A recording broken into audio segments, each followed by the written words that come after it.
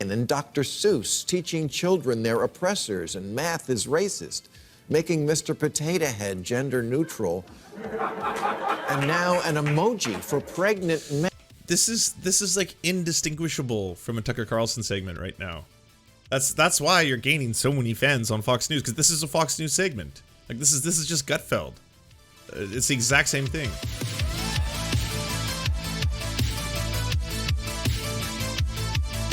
I love that PragerU does this. PragerU will take a clip of someone, and by the way, Bill Maher sucks. Let's just get that right out of the gates. But it'll take it'll take clips of people and it turns them into a PragerU video as if that person has done a PragerU video. And they've done that before. They've done that with Elon Musk. They've done that with a handful of other people, where they'll take a clip of someone saying something, and then they'll be like, "And now here's a PragerU video about why they're agreeing with us ultimately." It's not me who's changed. It's the left, who is now made up of a small contingent who've gone mental and a large contingent who refuse to call them out for it. But I will. That's why I'm a hero at Fox these days.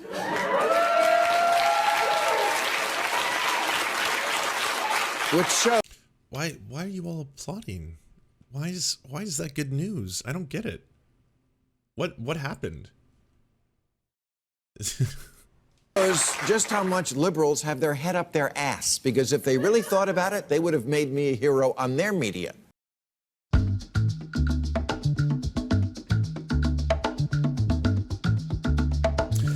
We're wondering the same thing as Bill Maher. It shouldn't be heroic to call out the insanity of the left. It doesn't require abandoning liberal values. Just the opposite. It requires staying true to them. By the way, Dennis Prager has often done what a lot of people don't do on the right, which is he really tries to distinguish the difference between the left and liberals, because I believe he personally feels that liberals are closer attuned, being pro-capitalist, I guess, to what he's trying to put out there in terms of messaging. So I think he's trying to also court the liberal audience as well.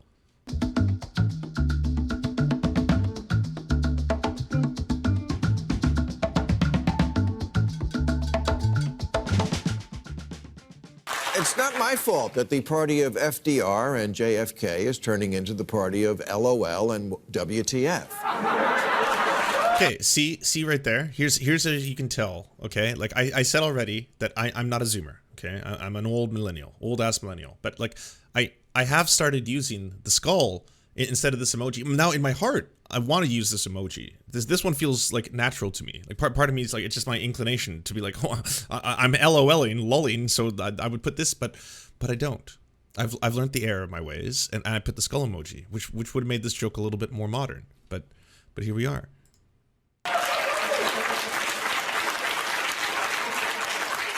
Members of Congress tweeting things like cancel rent, cancel mortgage, and no more policing or incarceration, declaring that capitalism... No more incarceration. How dare they? Wow, that's radical far left beliefs. We don't want more humans in prisons, in cages. My God. ...is slavery, canceling Lincoln. Wait, skull means laughing now? Since when? Are you serious? Cygnus? Oh, wow. I guess you're showing your age. Not me. I'm not self-conscious about this at all. I speak Zoomer, so I know you have to put the skull as the emoji instead of the crying laughing face yeah, it's just you got to get with the times, you know? And then Dr. Seuss teaching children they're oppressors and math is racist, making Mr. Potato Head gender neutral, and now an emoji for pregnant men. This is like indistinguishable from a Tucker Carlson segment right now. That's why you're gaining so many fans on Fox News, because this is a Fox News segment. Like this is just Gutfeld. It's the exact same thing. Like all these things, by the way, this is what the right does to distract everyone. They create all these social issues. They get everyone really riled up. It's like, oh my God, the M&Ms aren't fuckable, and Minnie Mouse, you know, doesn't dress in the way that stimulates me sexually. So clearly something is wrong. You know, we've lost this is basically what the left are trying to do. And it's like, these are issues that you are making Issues, by the way, that they're being done by private corporations. If private corporations do what they always do, by the way, which is around the time that Pride comes along, suddenly they start coming out with all these ideas. Like, this is not new. This is marketing 101. Marketing trends change over time. All right, they go through cycles. There was the cycle that was very, very heartfelt and emotionally charged ads that you would see in the 80s, where like they would literally try to make you cry. You would be watching a commercial for Cheerios, and it would be like a kid who sits down and it's like, "Dad, I just want to say, I love you, Dad." And they'd be like, "Oh, I love you too, son." It's like, "Yeah, even though you're adopted." And I'm like, doo-doo-doo, Cheerios, doo-doo. And you're like, "Oh my God, I need to buy a box of Cheerios right now." I can't believe I just saw that. That was one cycle. Then came the sexy cycle, where like every single thing was sold because it was supposed to be hypersexualized. You had burger commercials with, you know, women with enormous boobas just sitting there, and like that slow motion music, like bow, bow, like all the sauce like just falls over. And bow, oh yeah, no, I really need a fucking Arby's burger right now. I don't know why, but I need one. I need one so badly. Again, a cycle. And then we more recently had what everyone deemed as the woke cycle, where everyone had to turn an advertising campaign out of a social issue, right? So we had the one with Gillette, which was talking about toxic masculinity. We had Nike taking a stand about people protesting during the national anthem. We had a whole bunch of them. Burger King tried to enter the fray by making these mental health awareness meal boxes that completely backfired, and it turned out to be a horrifying idea, both in practice and principle, so they dropped that one. But that was yet another cycle, and it's just these corporations trying to follow the movement of the Overton window, not the other way around. Like, the problem with conservatives and how they analyze all this is, if they're pundits, they're just trying to make this into an issue to distract you. Like, if you've got Tucker Carlson talking for an hour about why M&Ms aren't fuckable anymore, you're not going to be thinking about all the other issues that might actually affect your lives, that might affect the material conditions of everyday people. So you're just distracted. You think about that and you get distracted. And then meanwhile, each one of these corporations is trying to find out how exactly can we position ourselves to be a unique voice of the people in this upcoming cycle to, again, accrue more business. That's what it is. It's the bottom line of all of this. Real. I'm not making it up. Yes, trans men are real. They exist. You didn't make that up.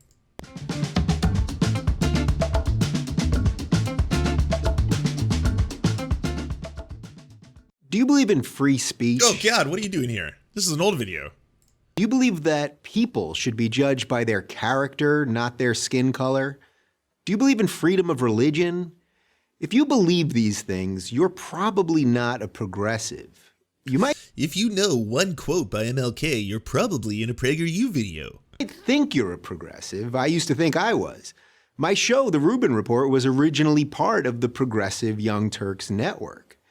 Progressives struck me as liberals, but louder. Progressives were the nice guys. They looked out for the little guy. They cared about women and minorities. They embraced change. In short, who wouldn't want to be a progressive? But over the last couple of years, the meaning of the word progressive has changed. Progressives used to say, "I may disagree with what you say, but I'll fight to the death for your right to say it." It was literally in the definition of the dictionary when you looked up progressive. That was the first line. Yeah. Anymore. Banning speakers whose opinions you don't agree with from college campuses, that's not progressive. Prohibiting any words not approved of as politically correct, that's not progressive. By the way, like, this accusation gets thrown out all the time. Like, I'll be honest, what I advocate for is don't be a dick. No, I'm not advocating for the silencing of your ability to say words out loud. It's like, it's not the freedom of speech. It's the freedom of consequence that you really have a problem with. Like, conservatives, you can say the N-word. You're just going to be called a racist in the process. It's not as if it's like, if you say these words, you must be arrested and then put into the thought police camp until we can train you into being a true progressive. That's the way things truly are. Putting trigger warnings on books, movies, music, anything that might offend people, that's not progressive either. I mean, I don't know how long it's been going on for, but as long as I've been a lad and I've been watching the TVs, typically before the TV show would start, there would be a little warning that would come on in the corner. And it would say something like, the following program contains scenes of explicit sexual contact, nudity, and a whole bunch of dongs and boobas. And then you'd be like, oh, wow, well, I guess I'm watching this because I don't really have a choice. Or it would be like, this contains, very strong language. or this contains subject matter that some viewers may find disturbing. I wasn't sitting there. I was like, fucking, yeah, this is the woke liberal agenda. Look at these SJWs here, fucking putting warnings before I watch a TV show. What the fuck? How could they say that? All of this has led me to believe that much of the left is... Hey, Deep Dish Bar, thanks for gifting the sub to Dave Rubin's mom. All right, nice. Welcome to the show. I'm sure you're enjoying it. I'll have to apologize for being a little bit uncouth towards your son, but it's with good reason. No longer progressive. By the way, does the whole family talk like this? Did you have dinner tables? It's like, how was your day, honey? Mine was great. I had a great time taking down the establishment. But regressive. This is one of the reasons I've spent so much time on my show talking about the regressive left. This regressive ideology doesn't judge people as... This is a video about Bill Maher, by the way. All they're doing is filling the whole thing with an old Dave Rubin video that we've already picked apart. Individuals, but as a collective. If you're black or female or Muslim or Hispanic or member of any other minority group, you're judged differently than the most evil of all things, a white Christian male. The regressive left ranks minority groups in a... So this basically explains, this is a really good way of explaining what conservatives, and I'm going to be honest, some liberals get wrong about things like critical race theory or even just sociology in general.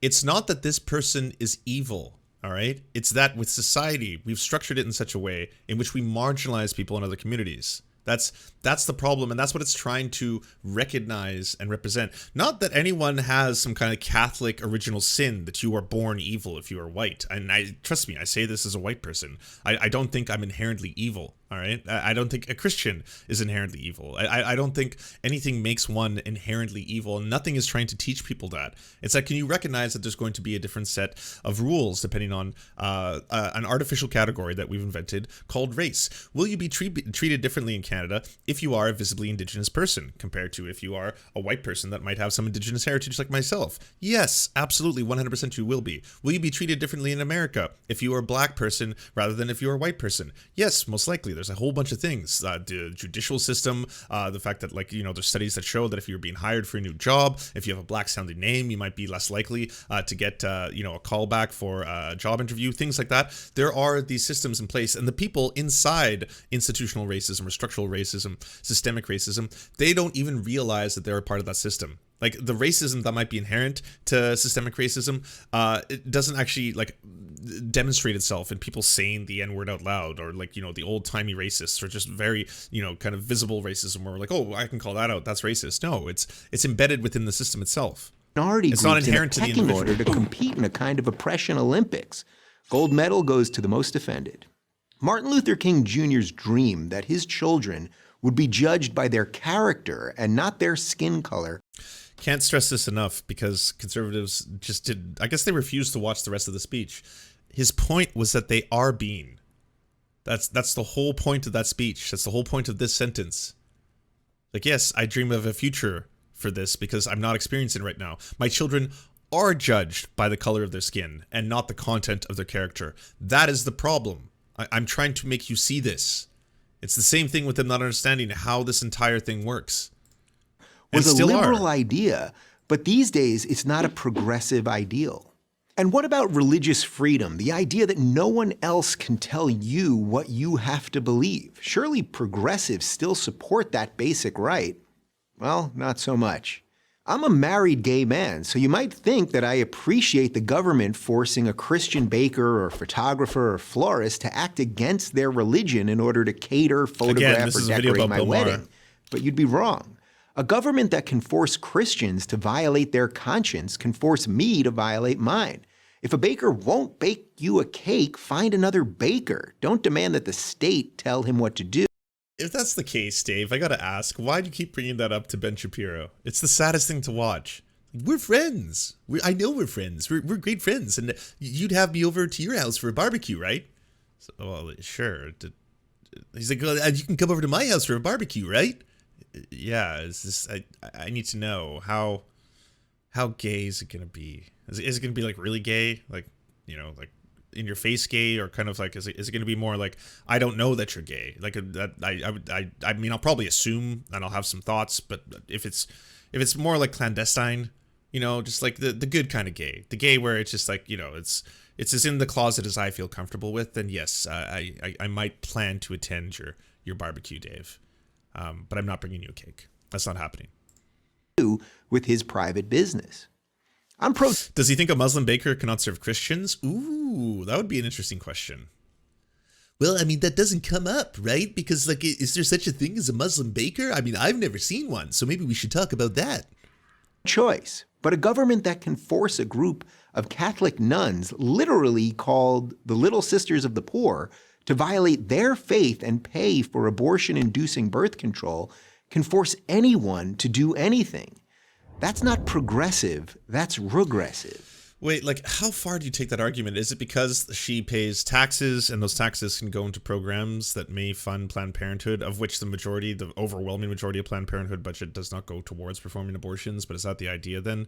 Because does that mean that every single person who doesn't support the U.S. military or U.S. foreign policy or like the murdering of civilians overseas every single day, they're sitting back and they're like, I'm being forced against my will to sit back while this is happening? Pay for abortion-inducing birth control can force anyone to do anything. That's not progressive, that's regressive. Today's progressivism has become a faux moral movement hurling charges of racism, bigotry, xenophobia, homophobia, Islamophobia, and a slew. Okay, is this just the entire video without... It is! Holy shit. Man, I got debated. This whole thing was supposed to be about Bill Maher. How long does Bill Maher take up of it with his 2 shitty clips? 1 minute and 33 seconds. And then I just played a Prager video. 42,000 views. Man, I gotta just start doing this. just recycling fucking Serfs videos and then debating everyone into thinking I'm talking about something brand new. And then just putting in a really old video for like the last like 7 minutes of content.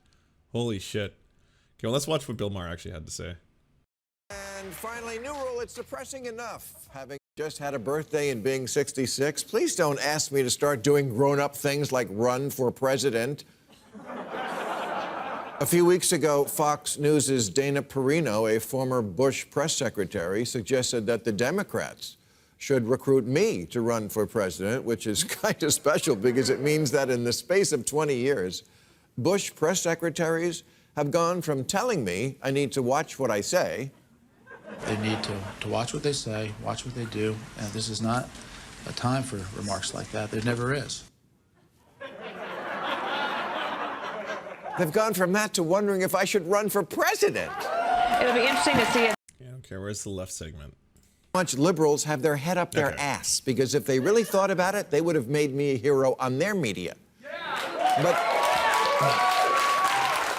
But that can't happen in this ridiculous new era of mind-numbing partisanship, where if I keep it real about the Keep it real. I think, like, labels are really more of a burden than serving any real purpose, I think, in politics. Like, if Bill Maher was just like, hey, I'm a conservative social libertarian who's very pro-drugs, everyone would be like, makes sense. But because he's like, I am a liberal, I'm a proud liberal, then everyone kind of gets confused. Nonsense in the Democratic Party, it makes me an instant hero to Republicans. The same thing happened in reverse to Darth Vader's daughter, Liz Cheney,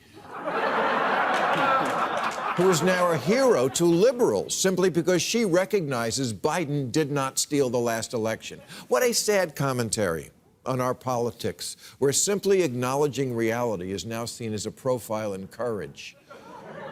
People sometimes say to me, you know... Some of his jokes are bombing, so maybe I'll help him out with some additional applause here. You didn't used to make fun of the left as much. Yeah, because they didn't give me so much to work with.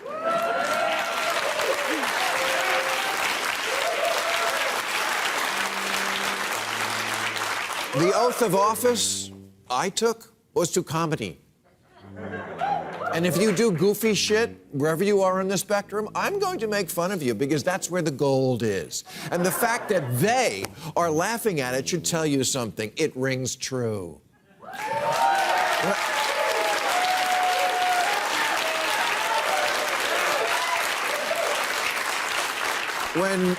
Do you ever come across ideas or things that like are against what you previously believed, and then all of a sudden it starts to become something that is accepted broadly by a lot of people, and then you actually have to do some research on it and then change your opinions on it? like, I'm hoping everyone has had one of those moments in life, or multiple moments. So I hope everyone is open to that happening on a regular basis. Because if you're not, you become someone like Bill Maher, who's just going to be like, I'm rigid in my beliefs, and I'm not the one who's changed. It's everyone else. Everyone else has lost their minds, but I'm the only one here who actually understands how the world really works. Normal people read that San Francisco has basically legalized shoplifting. They think Democrats have gone nuts. They think, you know, that Ted Cruz guy seems like a real stiff. But at least he believes in the concept of shopping with money.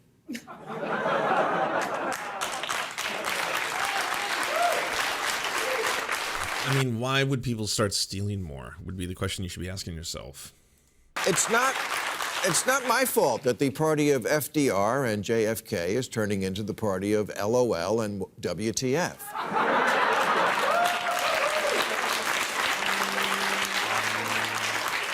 Members of Congress tweeting things like cancel rent, cancel mortgage, and no more policing or incarceration, declaring that capitalism is slavery, canceling Lincoln and Dr. Seuss, teaching children they're oppressors and math is racist, making Mr. Potato Head gender neutral, and now an emoji for pregnant men.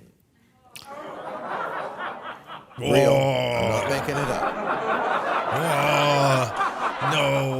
No, my cartoon character representation of humanity cannot include anyone but the ones I want. No. California just passed a law requiring large retailers to have a non-gendered toy section. A non-gendered toy section? Isn't Ken enough?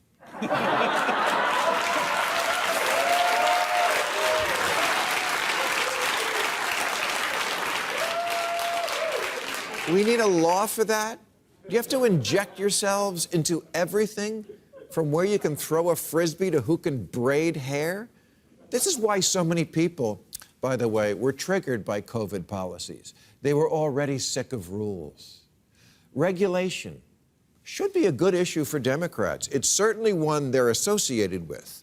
And I think the average voter would agree that banks and chemical plants and drug companies need watching. Telling a company, you can't dump the waste from your hog farm straight into the water supply. We're mostly all for that. Corporations are the things But that run the Democrats have US. become a parody of themselves, just making rules to make rules because it makes you feel like you're a better person. Making sure that everything bad never happens again, which you can never fully do. It just makes everyone else's life a drag. The Biden infrastructure bill has a provision that requires all new cars to install an alert system that goes off when you leave a baby in the back seat, which is something done only by crackheads and people who sadly, yes, do it on purpose. And after every Holy shit. Wow. Just vilifying addicts now. one of us winds up bearing the cost for cars to install this alarm, you know who's going to ignore it? Crackheads and people who do it on purpose. Oh. God damn.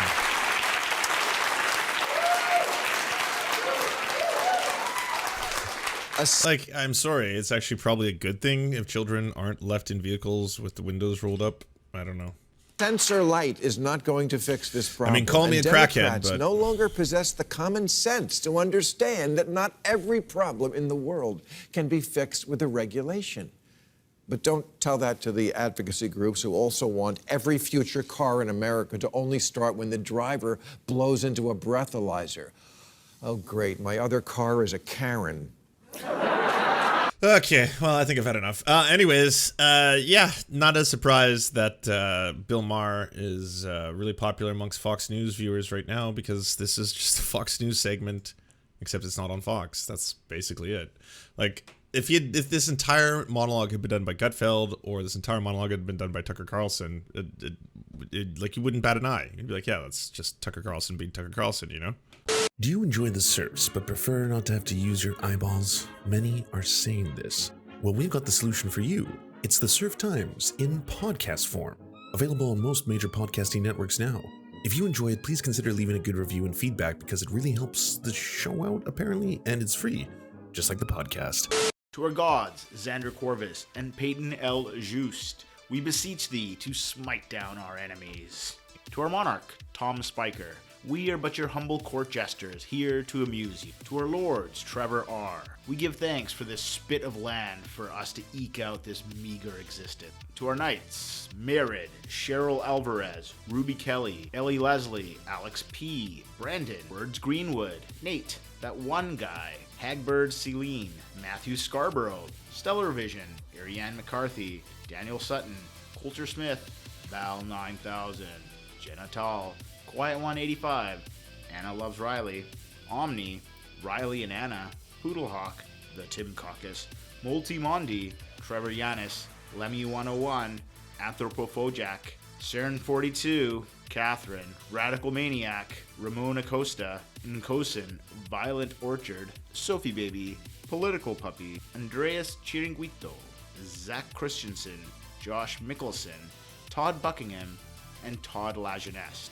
We raise our flag in a veil, and we salute you, our friends.